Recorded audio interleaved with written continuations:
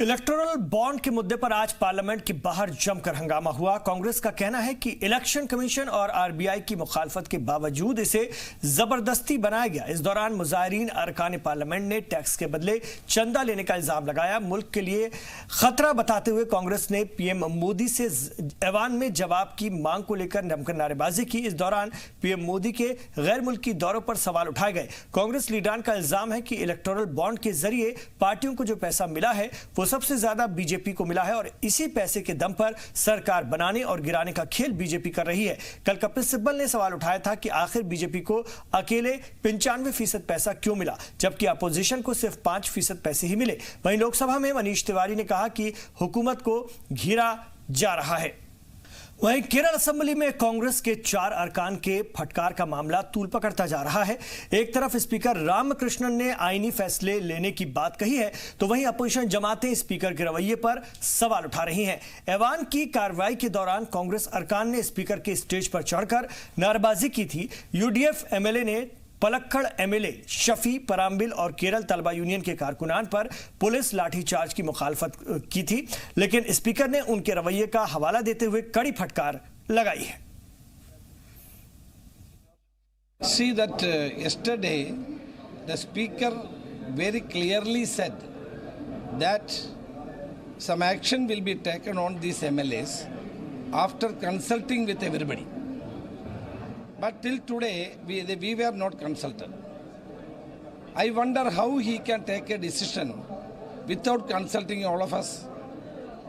We are not questioning the right of the speaker, but at the same time, he should follow his words.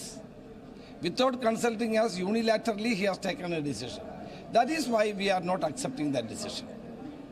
And also, speaker has to protect the interest of the opposition also, because the ruling party as well as the opposition both are comprising the house.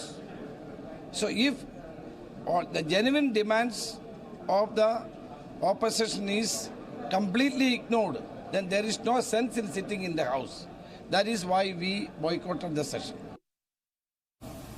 As far as speakership is concerned, he is bound to make it sure the expressions and the views of opposition and ruling front being came on the floor. As far as the punishment is concerned, it is not easy to have a consensus in between opposition and the ruling front. I think speaker have a right to take proper action those who are violating the discipline and the rules and procedure of our assembly proceedings.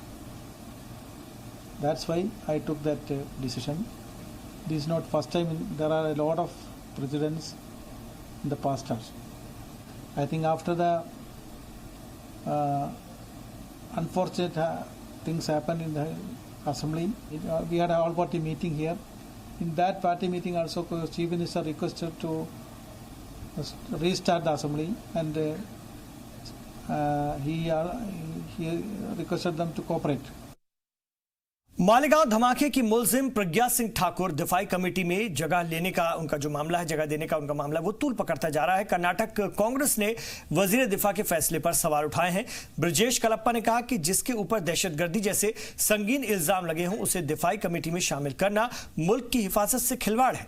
वाज़ेह है कि साध्वी प्रज्ञा को वजारत दिफा की पार्लिमानी committee का रुकन बनाया गया है। भोपाल से मुंतखब हुई बीजेपी एमपी साध्वी की तकर्री पर कांग्रेस कल से ही सवाल उठा रही है। पार्टी लीडर अभिषेक मनु सिंघवी ने तंज करते हुए कहा था कि लग रहा है कि वजीर आजम नरेंद्र मोदी ने साध्वी को माफ कर दिया है, जबकि कांग्रेस लीडर जयवीर शेरगिल ने कहा कि साध्वी प्रज्ञा को जिस तरह वजारत दिफा की कमेटी का रुकन बनाया गया है उससे साफ है कि मुल्क में गोडसे के भक्तों के अच्छे दिन आ गए हैं। हालांकि बीजेपी साध्वी की दिफा करती नजर आई।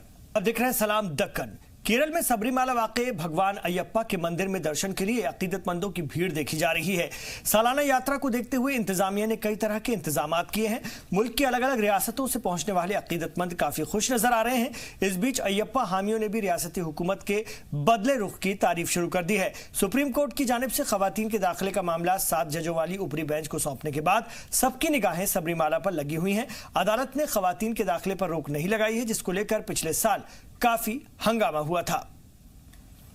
मुल्क गिर पैमाने पर क्रिसमस की तैयारियां शुरू हो चुकी हैं। इसी कड़ी में तमिलनाडु के एक होटल में 1700 सालों से चली आ रही रवायत को अंजाम दिया गया।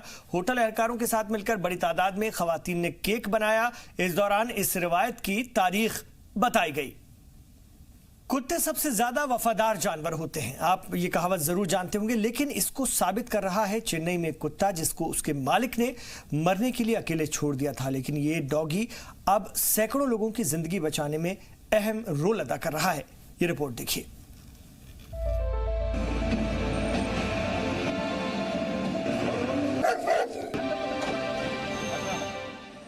चेन्नई में एक ऐसा डॉगी लोगों के बीच मशहूर हो रहा है जिसे उसके मालिक ने तो मरने के लिए अकेला छोड़ दिया, लेकिन वो अकेला सैकड़ों लोगों की जिंदगी बचाता रहता है।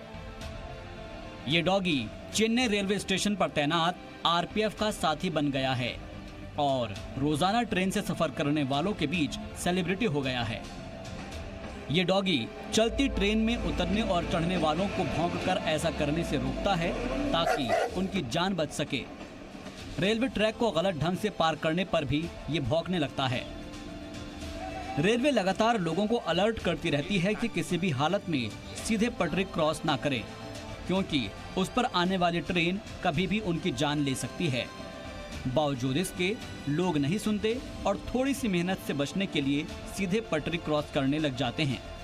ऐसे में चेन्नई के पार्क टाउन स्टेशन पर यह डॉगी लोगों को ऐसा करने से रोकता है। इतना ही नहीं, ये डॉगी उन पैसेंजर्स पर भी भौंकता है जो चलती ट्रेन में चढ़ने की कोशिश करते हैं। इस तरह वो सैकड़ों लोगों की जिंदगी बचाने में जुटा रहता है। इस डॉगी के बारे में लोग बताते हैं कि इसे इसके मालिक ने अकेला छोड़ दिया था और उसके बाद से ये स्टेशन पर आ गया। ये डॉगी स्टेशन पर रहकर आरपीएफ की मदद करता है, रोज आरपीएफ टीम के साथ प्लेटफॉर्म पर पेट्रोलिंग करता है और पटरी क्रॉस करने वाले और साथ ही चलती ट्रेन में चढ़ने वाले लोगों को ऐसा करने से रोकता है। ब्यूरो रिपोर्ट, जी मीडिया।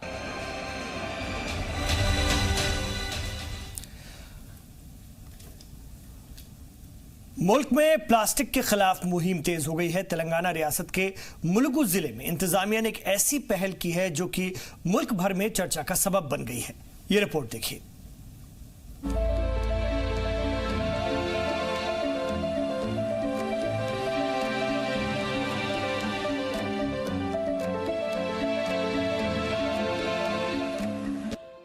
हिंदुस्तान को प्लास्टिक से निजात दिलाने के लिए हर सतह पर कोशिशें की जा रही हैं। मरकज से लेकर रियासती हुकूमतें सिंगल यूज प्लास्टिक को खत्म करने के तरीके तलाश रही हैं। भारत ने 2020 तक मुल्क को सिंगल यूज प्लास्टिक से आजाद करने का हदफ रखा है।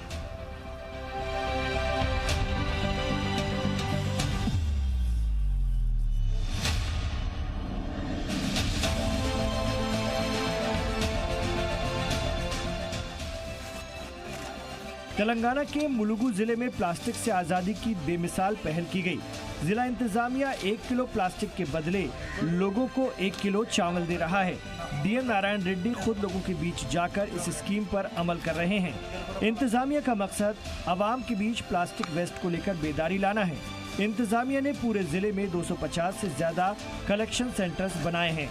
इन सेंटर्स पर आकर कोई भी 1 किलो प्लास्टिक के बदले 1 किलो चावल लेकर जा सकता है। मुलुगु जिला अपने वाइल्ड लाइफ सेंचुरी के लिए मशहूर है। डीएम नारायण रेड्डी का कहना है कि मुलुगु में रोजाना हजारों सैलानी आते हैं। ऐसे में जिले को बेहतर बनाए रखना उनकी जिम्मेदारी है।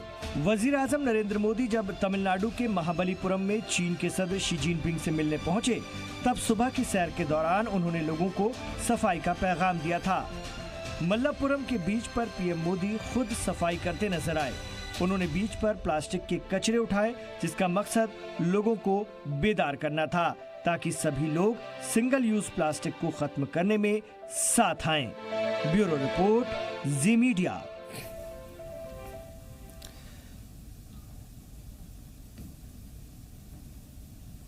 हैदराबाद की टूटी सड़कों से नाराज मकामी लोगों ने अजीबोगरीब मुजाहरा किया है। सड़कों के टूटने से हुए गड्ढों में पौधे और टहनियां लगाकर इंतजामिया की नाकामी को आम करने की कोशिश की। नाराज लोगों का कहना है कि काफी दिनों से उनके इलाके की सड़कों में बड़े बड़े गड्ढे बने हुए हैं, जिससे कि बड़े हादसों का खतरा लाहक है। सैकड़ों छोटे बच्चे स्कूल जाते हैं जो अक्सर हादसे का शिकार हो जाते हैं, जिससे कि मजबूर होकर यह कदम उठाया गया है। हालांकि वक्त रहते ही इंतजामिया ने इलाकाई लोगों से काम शुरू करने का वादा कर लिया है, जिससे लोगों की उम्मीदें बढ़ गई है।